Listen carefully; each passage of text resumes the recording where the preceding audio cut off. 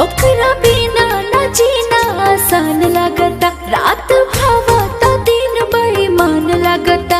उठवा के मुस्कान हम ले लेता जान, ओकर सावर सूरत मन भाता है, मन भाता है।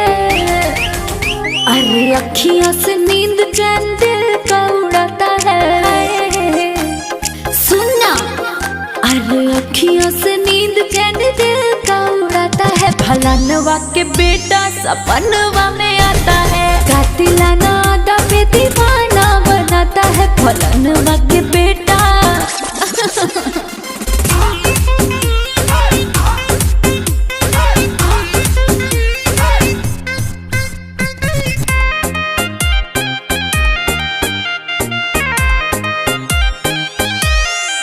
भाव बड़ी खाता है, दिल को लुभाता है, नखरे दिखा के मुझे पल पल सताता है।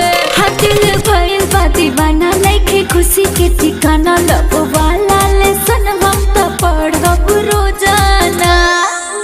ओ दीवाना भइल हम दीवानी भइनी, कके हमसे मजाक वो हंसाता है, हंसाता है।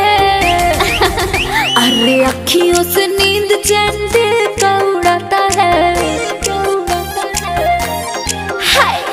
अखियों से नींद चैन दिल का उड़ाता है, फलानवा के बेटा सपनवा में आता है। कातिलाना आदा पे दीवाना बनाता है, फलानवा के बेटा।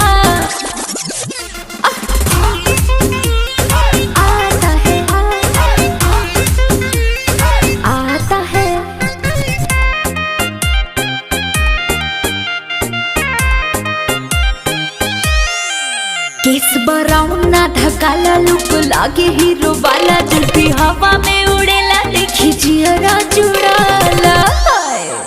चुम्मा लेवे कके पाउट, दिल भइल मोरा आउट। कइले रही पर पोज लेके हथवा में रोज। लड़ल जब से नजर होता उनके फिकर, लड़कियों से भी ज्यादा शर्माता है, शर्माता है।